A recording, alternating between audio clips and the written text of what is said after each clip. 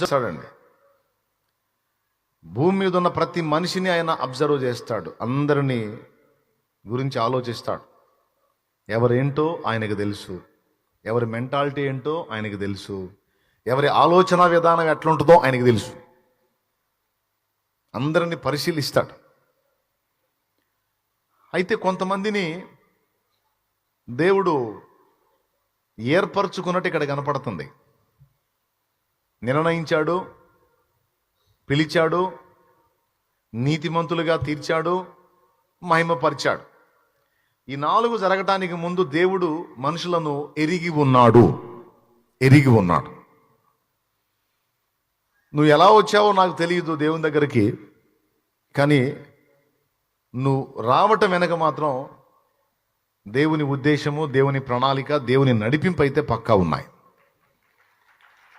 దేవునికి స్తోత్రం కలుగును గాక. పెద్దగా చెప్దాం, 2 చేతులు ఎత్తి.